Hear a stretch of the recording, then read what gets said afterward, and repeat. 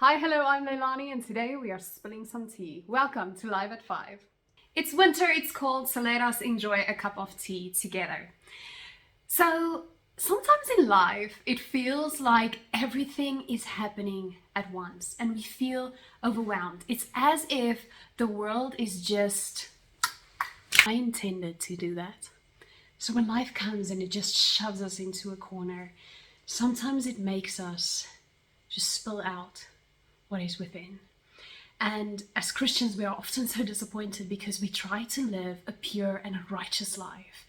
And we try to be more like Jesus every day. But sometimes what comes out is not very Christ-like. We say a word that Jesus would not say, or we do something that Jesus would not do. And then we tend to be disappointed. Now, my father always said, okay, what are you going to do about it? Because I tend to go on my disappointments and to sulk a few days. But sometimes we have to do something about it, like David did. So David was a man called by God. He was anointed to be king. God's favor was on his life. And then David sinned. And he sinned, and he sinned, and he sinned. You see, he took another man's wife, he had a child out of wedlock, he killed, he had blood on his hands, yet God calls him a man after my own heart.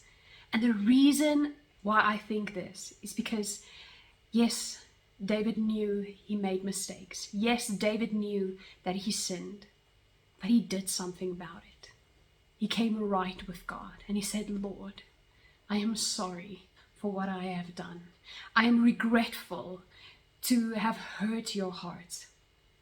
And then God comes and he forgives him.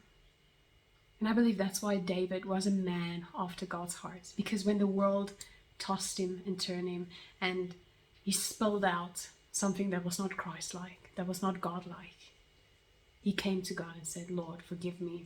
In Psalm 63, David was a fugitive in a desert, and while he was in the desert, I don't think he had an opportunity to make a quick pit stop and get a few waters or something for the road. No, he was thirsty. David said, Lord, I earnestly seek after you. I long for you more than I long for water. And I believe that's the heart that we have to have. David said, Lord, I need you more than I need anything.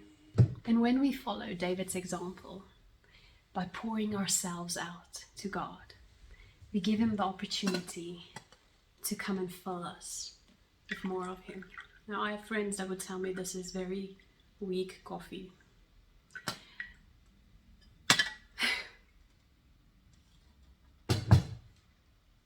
I don't drink black coffee, so just give me a moment. So if we are like David and want to be in his footsteps, be known for people after the heart of God, let us take an opportunity, lay everything that we have at the feet of Jesus, emptying ourselves and say, Lord, these are the things that I have done, and I know it does not please your heart. Therefore, I ask your forgiveness. Lord, I pour out myself for you so that you can fill me with who you are. And when God fills us with who he is, we will be a sweet aroma to the people of this world, and we will draw them closer to Christ. I hope that you will make your own cup of coffee and that you will just go and sit with the Lord and share your heart with him, because he is willing to listen to what you want to say. Until we come together again next week, be blessed. See you live at 5. Goodbye.